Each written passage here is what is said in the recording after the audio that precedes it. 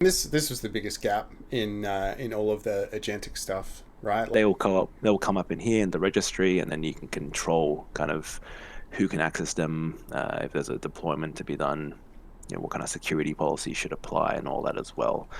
And I think the govern piece is, yeah, you can have agents created by people, but then you can submit those to the admin team for review before it's made or readily available. So they have to approve that agent to be either shared or accessible from the agent registry.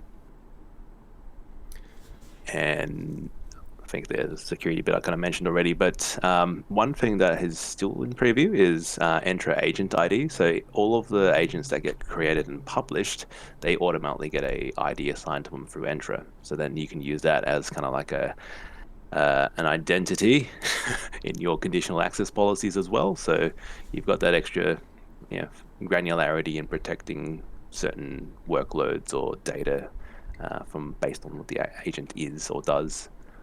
And this was the biggest gap in all of the agentic stuff, right? Like the non-human identities. How do you govern them? How do you secure them? How do you get visibility of them?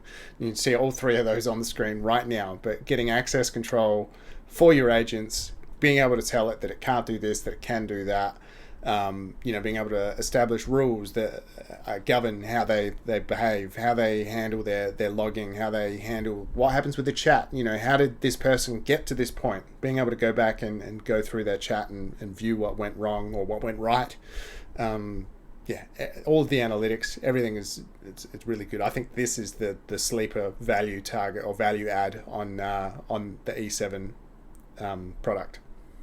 Yeah, massive evolution on what was formerly known as the Copilot control panel, or what they call it. Is that what Copilot control system, right? There's the next step up. So you've got, you had security, you had kind of oversharing report and stuff, but this is now the bit where we didn't have before, which is really the governing piece, and having more visibility across the entire stack.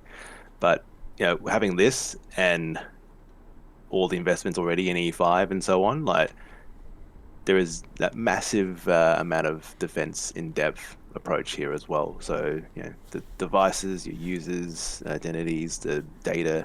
I mean, Purview is huge in terms of using AI because you're making sure that stuff isn't leaking, or you've got harder restrictions to prevent Copilot or any of your agents from accessing data they shouldn't. The first time I think I was on, I think we talked about this, said that data protection is going to be the next big thing.